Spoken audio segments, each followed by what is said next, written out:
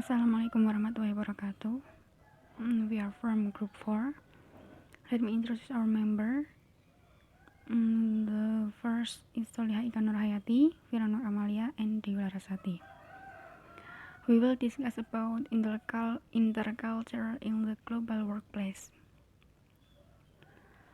Introduction. This changing atmosphere, particularly in an age of globalization, has witnessed a growing pattern of acquisitions, alliances, and mergers for economic survival. This dramatic change, however, has had a profound impact on the global workplace, as evidenced by an increasingly diverse workforce. As a result, corporations are becoming more culturally sensitive to this global environment due to foreign competition and the need for business to survive. It is not surprising, therefore, that the need for effective intercultural communication skills in the global workplace is paramount importance among its diverse stakeholders. Di zaman sekarang ini, terutama di era globalisasi, kita telah menyaksikan seperti pola akuisisi, aliansi, dan merger yang tumbuh untuk kelangsungan ekonomi. Namun, perubahan ini berdampak besar pada tempat kerja global, sebagaimana dibuktikan dengan tenaga kerja yang semakin beragam. Akibatnya, perusahaan menjadi lebih peka secara budaya terhadap lingkungan global karena persaingan asing dan kebutuhan bisnis karena persaingan asing dan kebutuhan bisnis. Oleh karena itu, tidak mengherankan bahwa kebutuhan akan keterampilan dalam berkomunikasi antar budaya itu dibutuhkan dimanapun. Okay, next. We will discuss about general dimensions of culture. Much of the research over decades, particularly in the 1960 to 1980, focused on cultural behavior patterns which have been cited countless times in the literature. In the 2000s, research by Bulgarian scholar Michael Minkoff using data from the Work Value Survey, Minkoff 2007, allowed a new calculation of the fifth and the addition of six dimensions. Hofstede and Minkoff 2010. The six dimensions are labeled.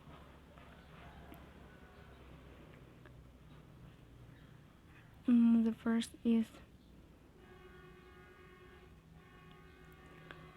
power distance, related to the different solutions to the basic problem of human inequality, equality. And the second, uncertainty avoidance, related to the level of stress in society in the face of an unknown future. Individualism versus collectivism, related to the integration of individuals into primary groups.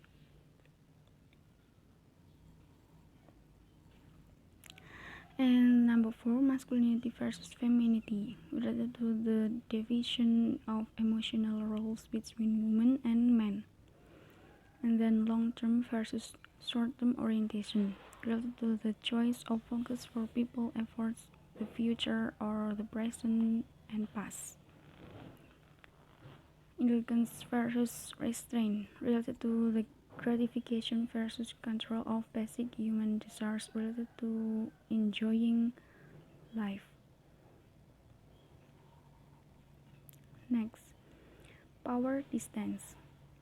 In this case, at school, the role parent-child is replaced by the role player teacher-students, with basic values carried from one sphere into another. Respect for the teacher is universal, but It is more so in high-power distance cultures where students may stand up when they enter and bow or greet when they pass by. Everywhere, teachers control a classroom's communication, but in cultures with high power distance, this becomes strict order with students speaking up only when invited, and teachers are almost never publicly contradicted or criticized. In countries under the influence of Confucianism, in China, Vietnam, Taiwan, Japan, Korea, and Singapore, the teacher is ranked below the king and above the father. Here, the quality of one's learning is dependent upon the excellence of one's teacher. Di sekolah,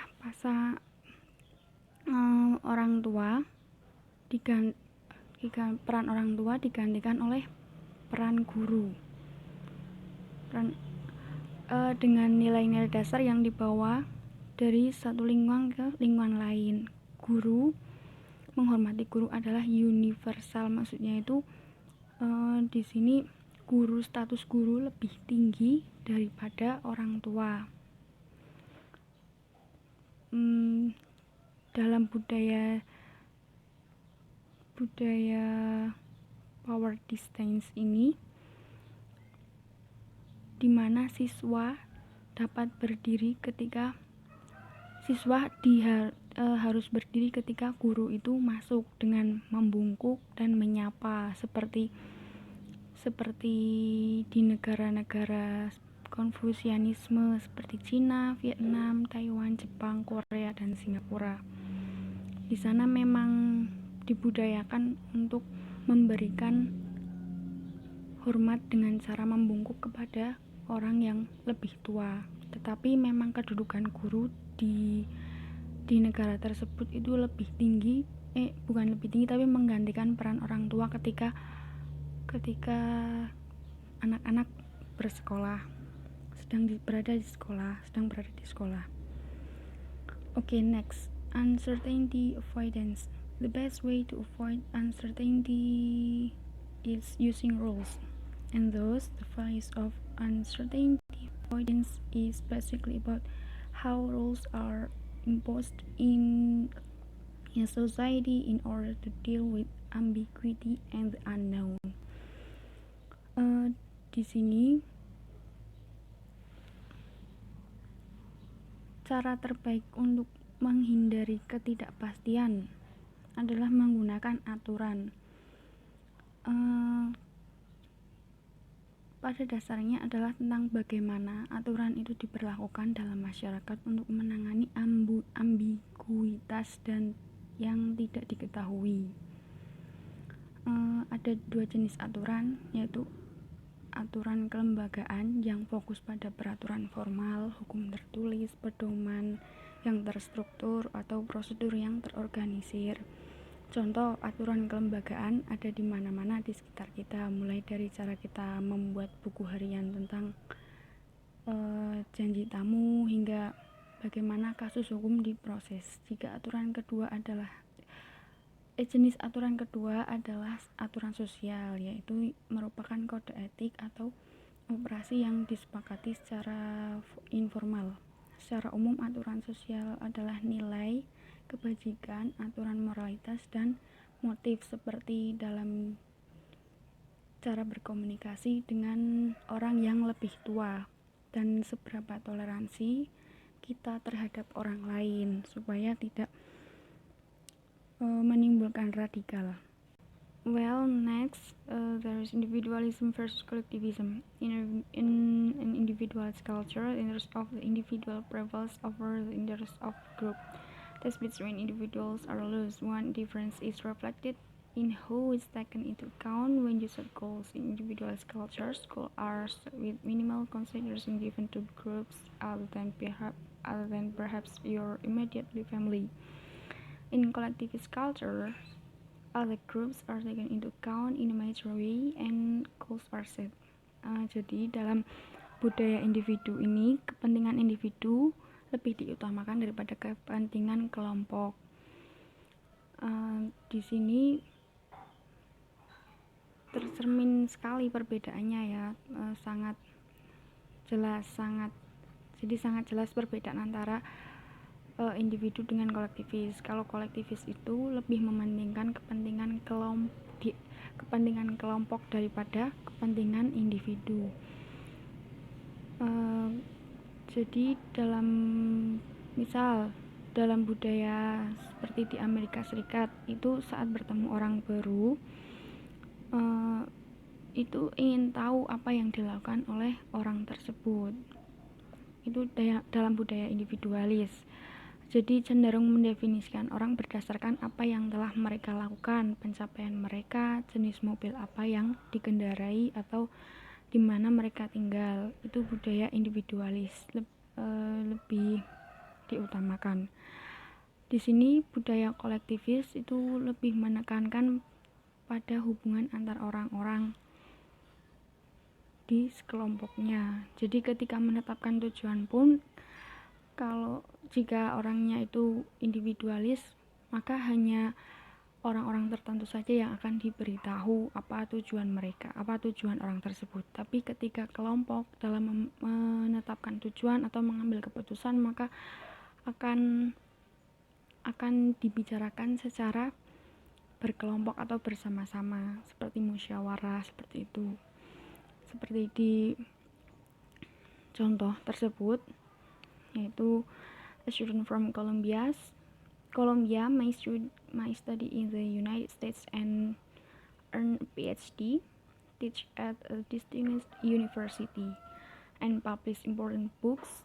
But when he returns to visit Colombia, people to whom he is introduced will want to know to whom he is related. Colombians want to know who his family is because that places him in society much more so than any of his accomplishments in the United States. And then next, there is masculinity versus femininity. From his study of ties in the United States, Rojana Prapayon in 1997 mencatat bahwa maskulinitas dalam semua budaya tidak sama dengan konsep Barat. Maskulinitas menurut Hofstede sebagai ketegasan, agresivitas, dan orientasi tujuan. Orang Thailand bisa sangat agresif dan berorientasi pada tujuan dalam beberapa situasi, tetapi diharapkan menjadi perhatian, suportif, dan terkadang mengalah. Rojana Prapayon menyarankan untuk memberi label dimensi sebagai kasih sayang. Di tempat kerja dalam budaya maskulin, manajer diharapkan menjadi tegas. Dan dalam budaya feminin, manajer menggunakan intuisi dan berusaha mencapai konsensus, solidaritas, dan kualitas hidup ditekankan. Berdasarkan data dari Hofstede, mengungkapkan dua asosiasi dengan dimensi ini. Itu seperti geografi.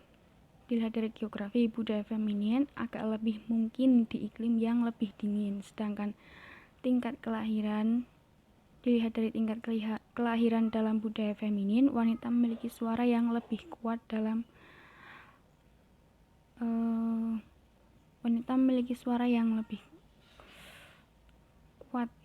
maksudnya dalam membesarkan anak. Jadi dalam budaya maskulin itu pria menentukan ukuran keluarga.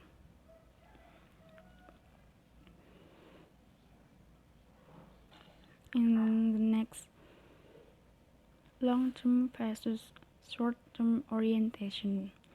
This value dimension is inspired by Confucianism, a philosophy of life originated in ancient China. It focuses on virtues with incredibly strong emphasis on acquiring skills and education, working hard, not spending more than necessary, being patient and persevering, and being well prepared for the future. These fundamental virtues play as cornerstones of life in all the societies under the influence of Confucianism: China, Vietnam, Korea, Japan, Singapore, and Taiwan.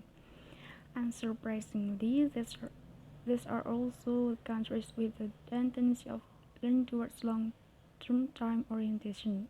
In the index table, a higher score, the more important future exerts a significant influence in people's life. Jadi di sini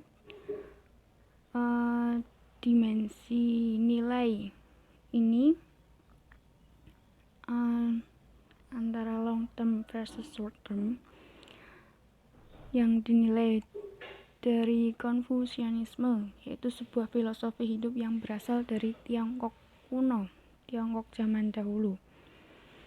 Ini berfokus pada kebajikan dengan penekanan yang sangat kuat,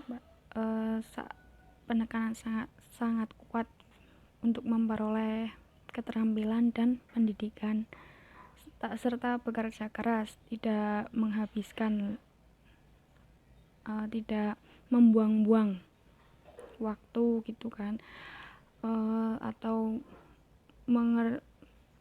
melakukan hal-hal yang tidak diperlukan. Kebajikan yang mendasar ini berperan sebagai landasan kehidupan di semua masyarakat di bawah pengaruh Konfusianisme seperti Cina, Vietnam, Korea, Jepang, Singapura, dan Taiwan. Jadi tidak heran ketika negara itu cenderung lebih berorientasi pada waktu jangka panjang. Selanjutnya yaitu elemen terpenting dari nilai dimensi ini, yaitu bagaimana orang memandang perencanaan masa depan. Contoh, keluarga yang berorientasi pada waktu dengan waktu jangka pendek akan memberi penghargaan kepada anak-anak mereka yang memperoleh nilai tinggi, seperti nilai A atau ranking 1 di kelasnya gitu. Tetapi kalau keluarga yang berorientasi pada waktu jangka panjang, yang memiliki pemikiran lebih jauh, pandangan lebih jauh, akan mengajari anak-anak mereka bahwa masa depan yang cerah dengan peluang kerja yang baik adalah dengan penghargaan tertinggi yang perlu mereka perhatikan, bukan mainan yang akan dibelikan oleh orang tua sebagai hadiah ketika anak-anaknya memperoleh nilai yang tinggi atau peringkat yang tinggi. Tetapi orang tua itu akan menasehati anak-anaknya kalau uang yang akan dibelikan sebagai hadiah itu lebih baik ditabung untuk bisa untuk biaya sekolah selanjutnya nanti di jenjang yang lebih tinggi, seperti itu. Okay. And the last, indulgence versus restraint. Indulgence stands for a society that allows relatively free gratification of basic and natural human desires related to enjoying life and having fun. Restraint stands for a society that controls gratification of needs and regulates it by means of strict social norms. Jadi dalam indulgensi itu indulgensi itu masyarakat yang lebih menekankan pada kepuasan yang relatif, menekankan kepada kepuasan dan keinginan pribadi, seperti keinginan manusia ingin menikmati hidup untuk bersenang-senang, seperti itu. Jadi lebih ke hedon, mungkin bisa juga disebut hedonisme karena sukanya bersenang-senang.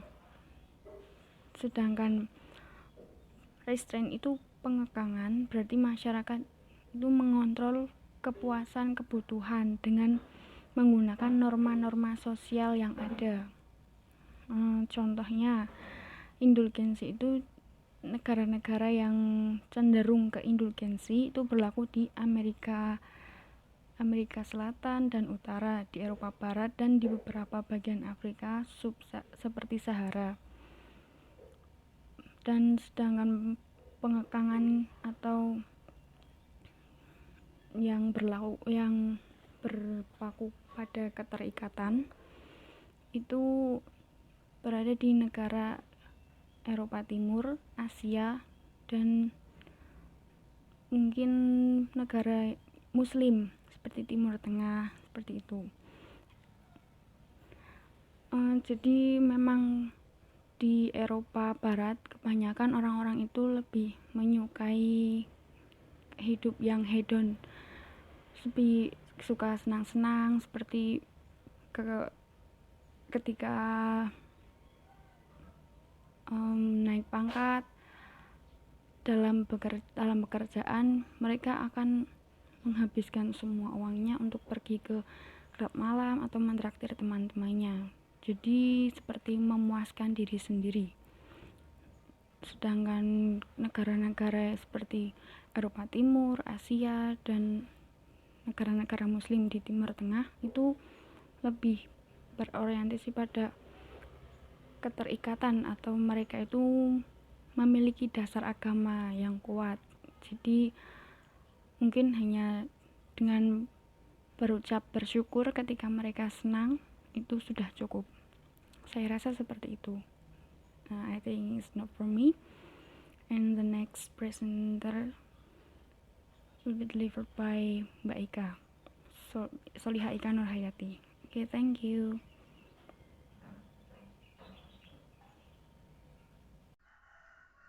Bismillahirrahmanirrahim. Selanjutnya saya Solihah Ika, NIM 2518010, akan sedikit menjelaskan topik selanjutnya, yaitu tentang current trends in the global workplace.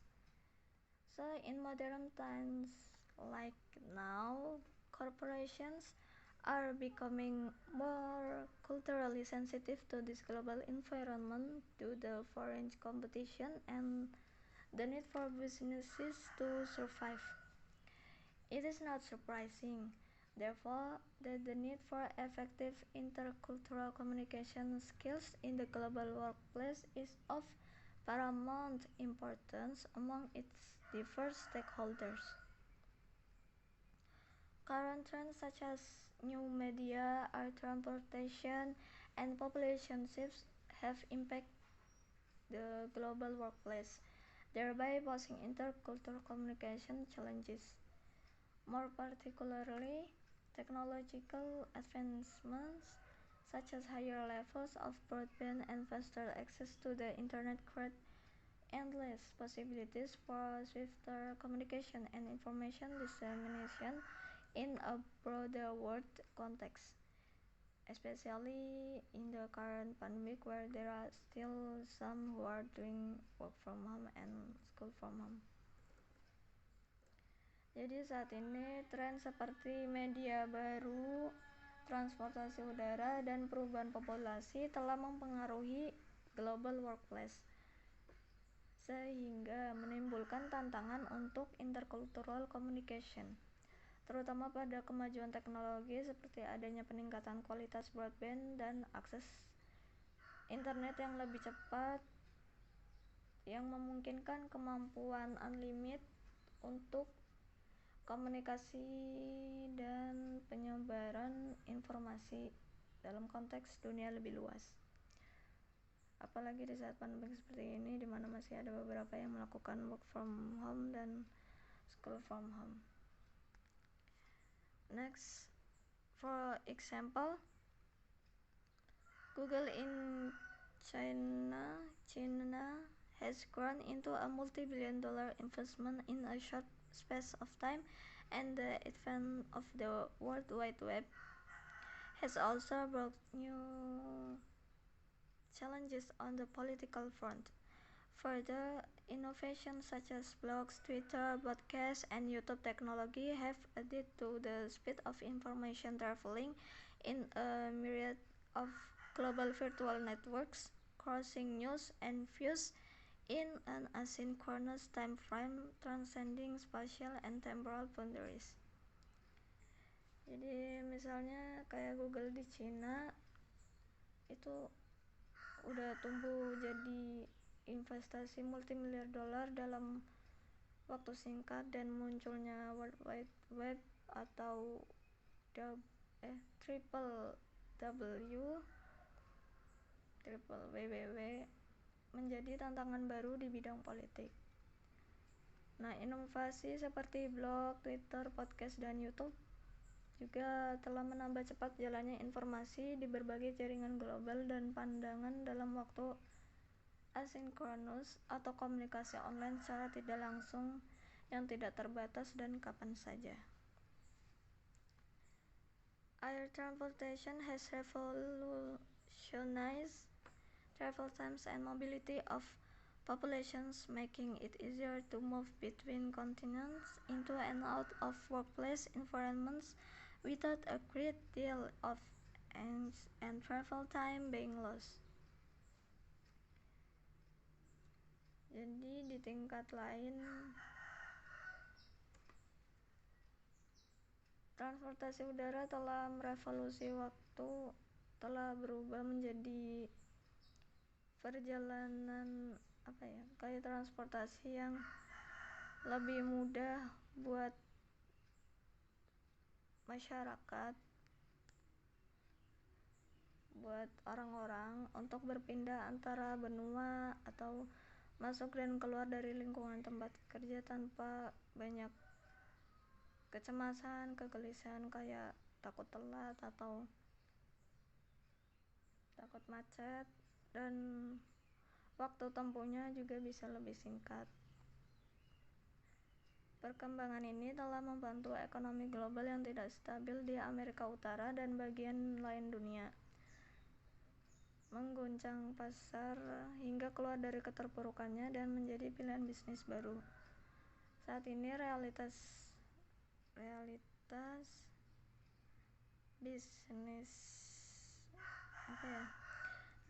bisnis terbatas dalam hal outsourcing global, akuisisi, merger, dan aliansi itu semuanya telah mengubah cara bisnis biasanya dilakukan selama beberapa dekade. Nah, selain itu, innovation trade agreement like NAFTA, FTAA, GATT, EU, CSME provide a diverse range of opportunities for millions of people. These revolutionary changes have rendered the global workplace as the proverbial salad bowl, melting pot, or toast salad. Nah, selain itu, perjanjian perdagangan kayak NAFTA, FTAA, GATT, EU, dan CSME ini telah memberikan beragam peluang bagi jutaan orang. Jadi NAFTA itu kayak kerjasama di bidang perdagangan, budaya, perjalanan, hingga cyberspace yang dilakukan oleh dua negara, yaitu Amerika Serikat dan Kanada. Kalau misalnya GATT merupakan aturan perdagangan internasional. Tujuannya itu adalah menerapkan prinsip-prinsip umum liberalisasi perdagangan berdasarkan traktat multilateral.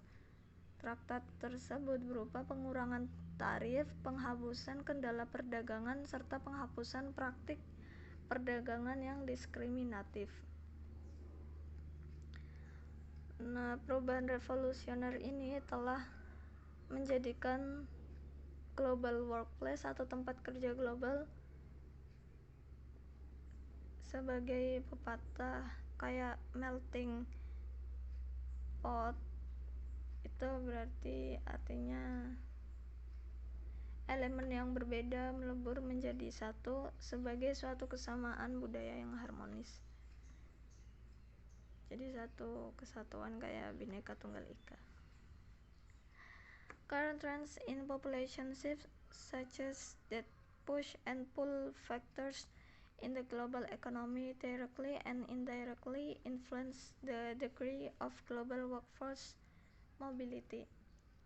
Tren perubahan populasi saat ini menunjukkan bahwa faktor pendorong dan penarik dalam ekonomi global secara langsung dan tidak langsung mempengaruhi tingkat mobilitas global workplace. Push factors such as wars, poverty, natural disaster, and ethnic conflicts force people to abroad and seek other more secure places to live, study, and work. Faktor pendorong seperti perang, kemiskinan, bencana alam, dan konflik etnis memaksa orang untuk mencabut dan mencari tempat lain yang lebih aman untuk jadi tempat tinggal, belajar, dan bekerja. Di sisi lain, pull factors atau faktor penarik seperti kualitas pendidikan yang lebih baik, kesempatan kerja, peace and prosperity bring people of different cultures, dan kemakmuran membawa orang-orang dari berbagai budaya, religious and political persuasions, dan keyakinan politik yang berbeda ke dalam arena tempat kerja global yang sama. Following disappointment in their governments and fear of brutality, many bring with them their dreams of a better future and their hopes for their children.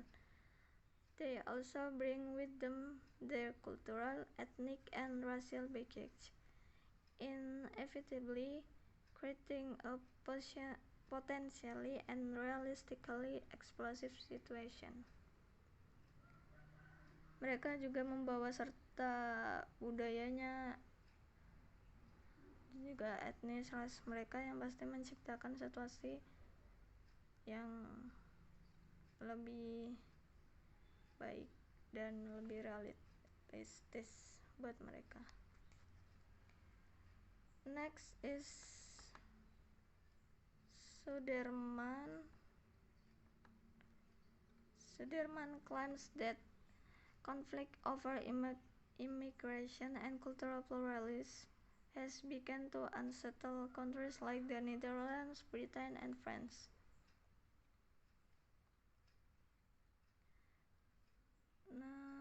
Sudirman menyatakan bahwa konflik imigrasi dan pluralisme budaya mulai merasakan negara-negara seperti Belanda, Inggris, dan Prancis.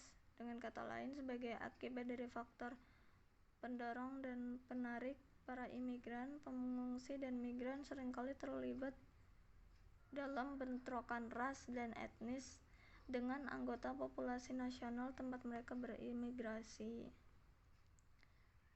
So some of these conflicts remain confined to their workplace, often in the silent office corridors when multiple cultures come together, each with their unique worldviews, perceptions, expectations, and communication quirks.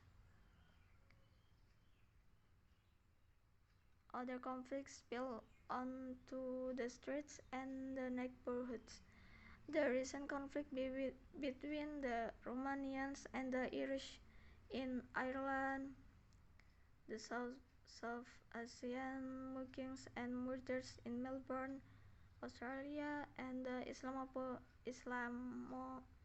Islamophobia media reports from Switzerland, Germany, and France are some examples. Beberapa dari konflik ini tetap terbatas di tempat kerja, seringkali di kayak lorong kantor atau koridor kantor, kalau ketemu ya kadang nggak saling sapa atau sunyi gitu. Ketika berbagai budaya berkumpul masing-masing dengan pandangan dunia, persepsi, harapan dan kebiasaan komunikasinya yang unik yang masing-masing.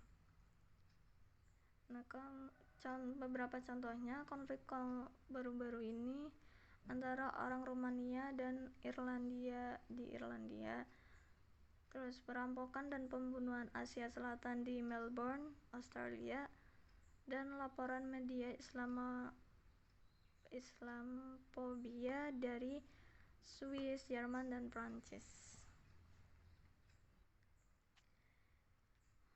And this upheaval lent credence to Lustig and Kuster's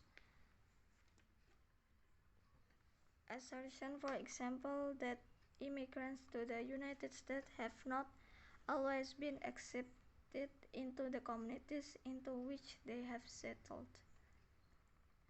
Jadi pergolakan ini memberikan kepercayaan pada pernyataan Lustig dan Kuster,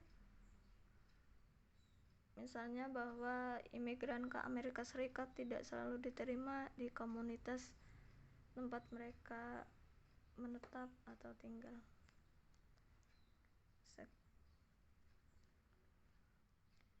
Sekian dari saya, selanjutnya akan disampaikan oleh Mbak Vira. Okay, the next is diversity in communication style. Definition. Diversity in communication style is the variety of characteristics of communication which want the important to explore new ways of expressing what human. In this regard, it is important to consider the environment in which the message is sent and received, the nature of the communication being sent, and particularly the expectation of the sender and receiver. Jadi diversity and communication style ini adalah merupakan macam-macam dari gaya berkomunikasi seseorang, yang mana jika kita mempelajarinya, kita akan dapat memahami apa maksud seseorang menyampaikan sesuatu. Okay, the next is among the classic research frameworks from which intercultural communication research have borrowed for decades is the high and low context cultural taxonomy of Hall, 1976. High context culture are culturally harmonious messages are usually convey on the understanding that there is a long-term relationship and degree of mutual understanding and respect among all parties. In the country, there are the Japanese, Chinese, South Korean, African, Native American, and Arab culture have been identified as high context culture. And next, low context culture. There is a greater diversity among members of the culture. Members of this culture are also known to disagree and often rely on formal written contracts and agreements. The American, French, English, and German culture are among those identified with low context culture. And then the differences between high and low context culture you can see in the slide, and you can analyze it. Okay, the differences of them, they are low context culture. Say what you mean and mean what you say. Say directly.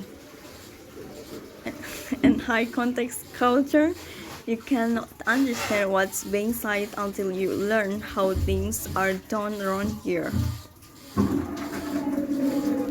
Okay, in low context culture, direct first-person communication is preferred. In HC culture, indirect communication using intermediates is preferred. In low context, words are usually enough to communicate what you mean. In high context, words alone are not enough to grasp meaning. And the last, low context, truthfulness is expected regardless of the consequence. In high context, truth is flexible and secondary to honor and other factors. And the next, the counter use in the high context culture. In the high context culture also regard as collectivistic cultures such as India, Greece, and Japan. The member of the collectivist culture use we even to express a personal viewpoint. Members of this culture may overbreed generalization and begin with seemingly irrelevant information in the response. Indonesia is a user of this type of communication which differ from the Western stage, which leads more to the point in the sharing of opinions, aspiration, or word. For example, hari ini baju yang kamu pakai cukup bagus, cuma kayaknya warna biru juga menarik kalau kamu pakai dalam forum ini supaya ada kesan elegannya dan bisa sesuai dengan tema sekarang. Okay, for the country use the low context culture, LC culture use direct style of speech, while HC culture use indirect styles of speech. National culture such as that of the United States of America or England might be regarded as LC cultures. One cannot ignore the fact that many subcultures exist within this nation culture and that these subcultures are not necessarily LC cultures. LC cultures such as the United States of America and Britannia are also regarded as individualistic cultures since they emphasize the I in direct speech and usually overshot direct responses. The message of culture characteristic of high context and low context. HC and LC message and cultural characteristic might give us some indication of how this high and low context culture communication and interact in the global workplace. However, as noted earlier, as a result of an increasing mobility of individuals and groups, as well as a higher trend of assimilation of minority culture around the world, we must acknowledge that it is possible that not all high and low context culture behave in the same way in the 21st century. Okay, for the case study, Japan as a homogeneous culture.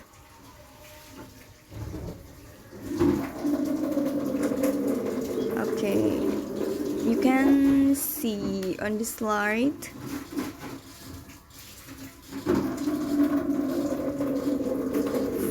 untuk kasus yang terjadi.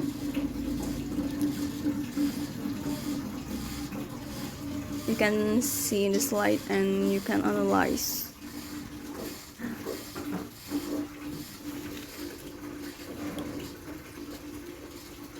Focus on the theory.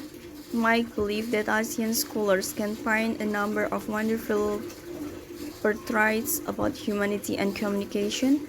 Mike's own portrait of communication is as a process in which we remind ourselves of the intermediates and interrelatives of the universe. Communication is a process in which we experience the wonders of the universe. In this portrait, we can transcend the illusion of separateness of fragmentation and kind glimpse of the large relationship of what often appear to be discrete aspect of life.